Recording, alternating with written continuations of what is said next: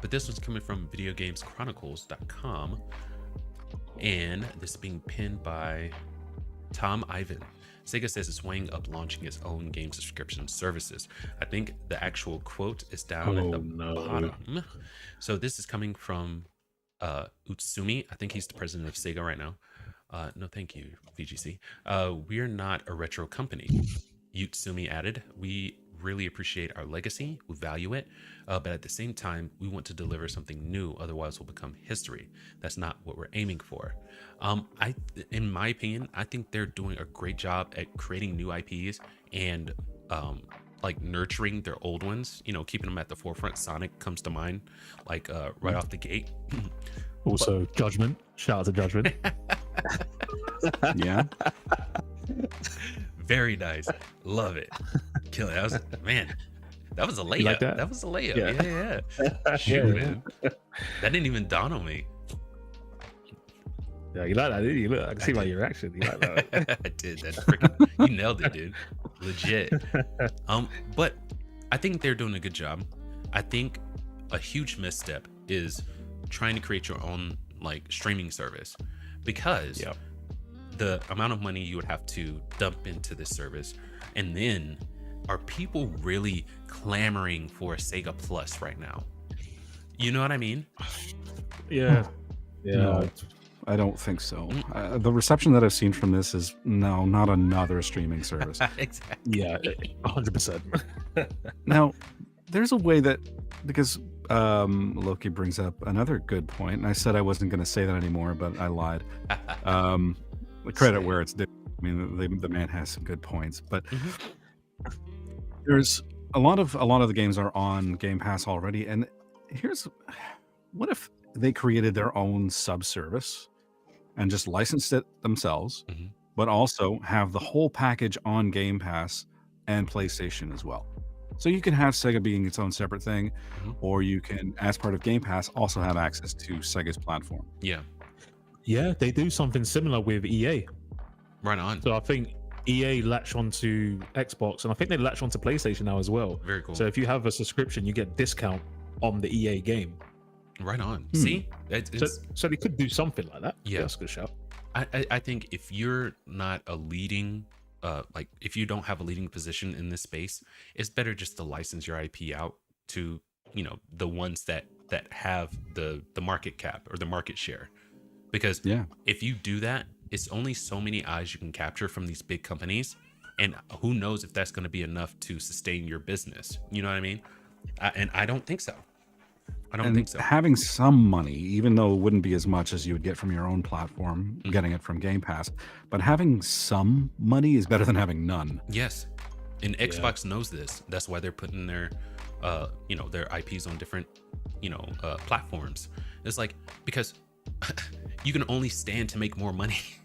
You can only stand to make more money by putting it on other platforms. I don't get this apprehension from, especially Sony, just from the top of mind. Nintendo, again, they're in their own lane.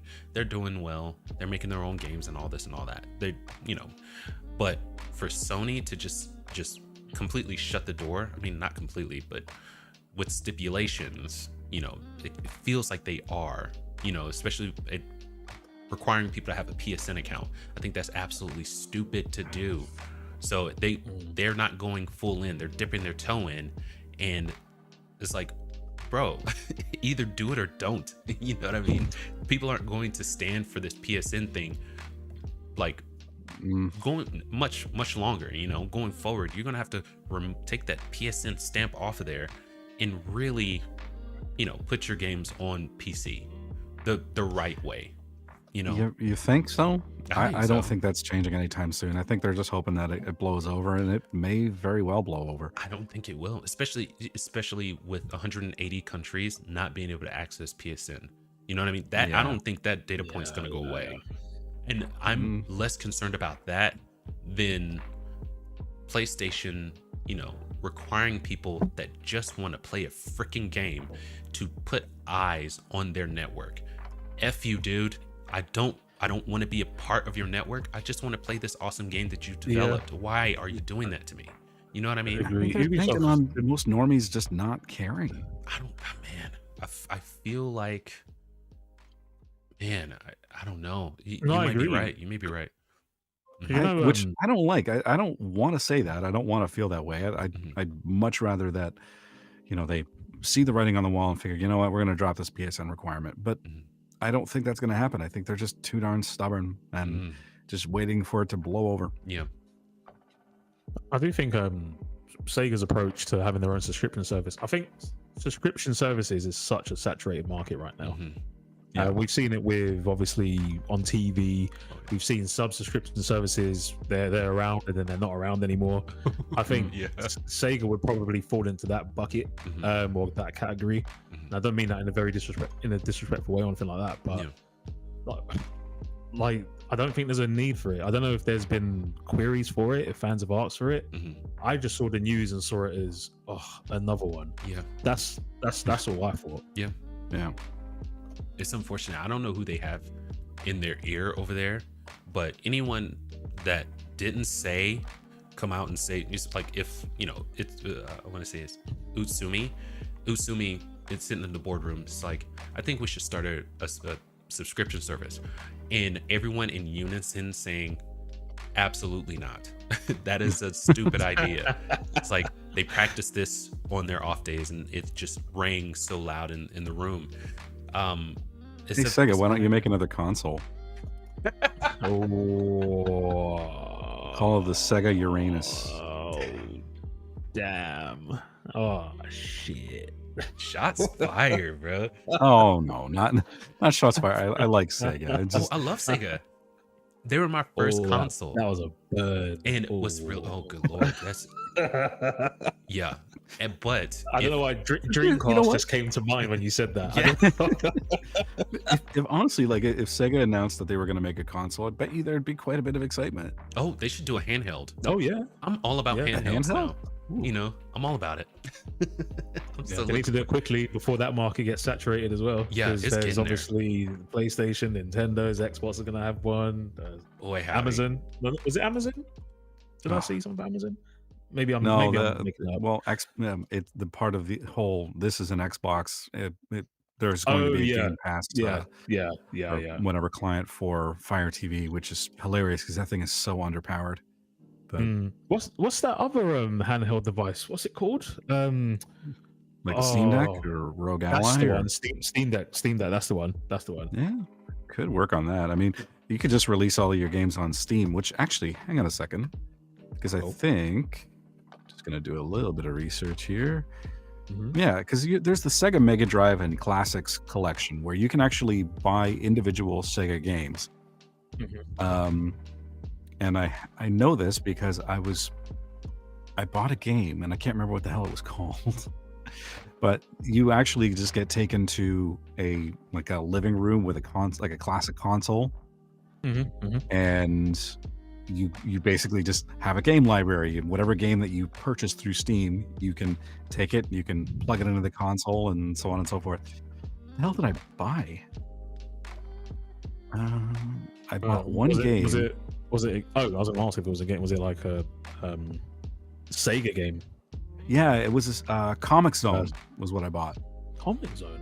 Yeah, because I was talking about it with Lord Beers actually, and there was an indie game that looked like it was basically comic book panels that the character was fighting through. I can't remember what it was called, but he told me about, well, if you like that one, there's a better version of this game called Comic Zone for Sega.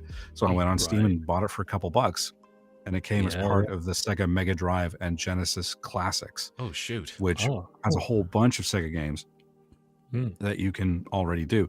So why they'd be talking about doing their own, I don't know. I think it's just an idea that they're floating, but I really would be surprised if it goes anywhere. Oh, let's hope it doesn't. But I hope what they don't do is lock those Sega games, like the one Nars just bought, for example. Let's hope they don't lock those games to this subscription service, so you can only play it through the subscription service. They'll seal their fate with that. From, They'd be done for. They'd be done for. Yeah. I mean, I hope I'm not giving any ideas, but like, it's like Netflix could probably do something like that. I mean, obviously, since they already have like their Netflix original stuff anyway. But if Netflix, let's say they were, like giving their IPs to other streaming services, if they were to say, nope, you can only find this on Netflix, I think they would be able to get away with that. Because how many people have said, I'm getting rid of Netflix, I'm getting rid of it. They've raised the prices twice already, and they always come back. They come back, know. So they could get away with that. Sega, I don't think so. Go ahead, Nas. Sorry. What consumers want is simplification and consolidation of their media, not further segmentation. Yes. Right? I drives me nuts when I can only watch season 1 or 2 of a show on one streaming service, and then to watch the rest I have to subscribe to another streaming service. That is just insane. Yeah. Why would I be okay with that? No. I want everything in the same place if at all possible. Yeah. And I think consumers are generally just kind of frustrated with that. With what the streaming packages offer. I wouldn't be surprised if you start seeing people signing back up for cable, going from being cord cutters to be like, well, this isn't working out because everybody's greedy and wants their own thing, and now all of my shows are all over the place. Yeah. And you could be lucky and have your favorite show on like Prime, and then 2 weeks later it's gone. Yeah. And that's it just speaks to the broader conversation about, chasing trends. A lot of these people were late to the party, and I think I looked at numbers the other day, but like, let's say Paramount Plus, I want to say they have like 99 million subscribers, but Really? that's what I found online, but they're in the process of being bought up by Skydance, I want to say. Yeah. Or they, Skydance owns them now. So was it that profitable? 99 million subscribers is a lot, but were they, profiting from it? Were they, in the green? That can mean different things for, big publishers and things like that. But I'm just saying, that's like why a lot of these streaming services come and go. They rise and fall like the winter wheat. Whoa. I know.